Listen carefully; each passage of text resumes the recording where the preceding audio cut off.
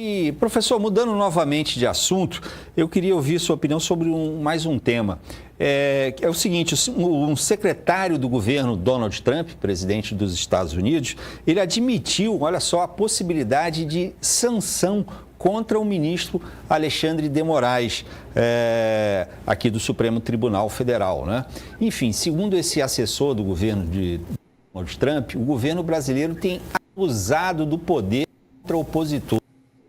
E aí o ministro Jorge Messias, da Advocacia Geral da União, ele reagiu e disse que o Brasil essas contra suas instituições. Professor, qual a possibilidade de um governo estrangeiro sancionar um ministro do Supremo Tribunal aqui no Brasil? E que sanção seria essa? Sem dúvida que isso se localiza na competência do governo dos Estados Unidos da América, ou seja, estabelecer sanções contra autoridades de outros países.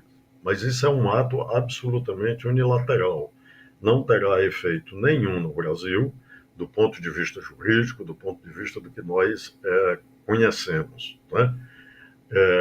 Evidentemente que isso traz um prejuízo, porque, por exemplo, uma vez que isso aconteça, está-se diante de uma séria, digamos assim, tomada de medida que atinge uma autoridade constitucionalmente e legalmente instituída, que é um ministro do Supremo Tribunal Federal, a mais elevada corte do Poder Judiciário brasileiro, e que isso, portanto, causa um incidente diplomático sem precedentes relativamente ao Brasil, né? Evidentemente. Agora, do ponto de vista interno, isso não tem nenhum tipo de consequência para o exercício do cargo, para o exercício da magistratura do ministro Alexandre de Moraes. É lamentável que o governo dos Estados Unidos da América pratique este ato de sanção. O governo dos Estados Unidos da América deve ter informações precisas a respeito da figura do ministro Alexandre de Moraes, do que realmente se trata. Não se trata de perseguição, não se trata de nenhum tipo de atitude que tenha sido tomada fora da lei pelo ministro e que tem sido convalidada pelo plenário do Supremo Tribunal Federal. Então, no meu entendimento, não há a menor razão para isso.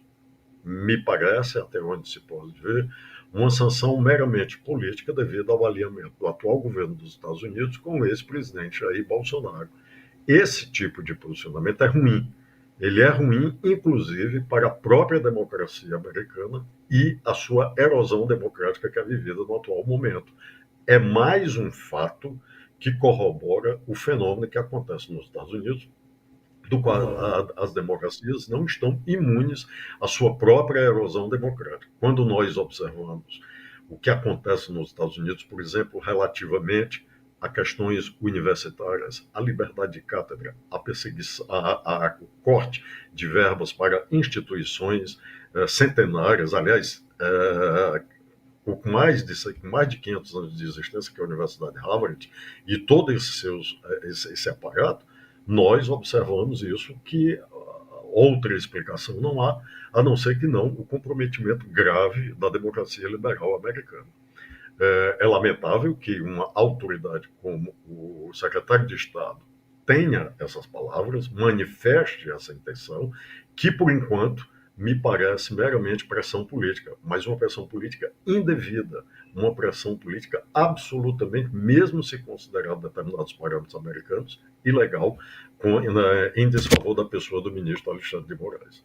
E o que o senhor achou da resposta do ministro Jorge Messias? O senhor diria que ela foi suficiente diante da gravidade dessa ameaça?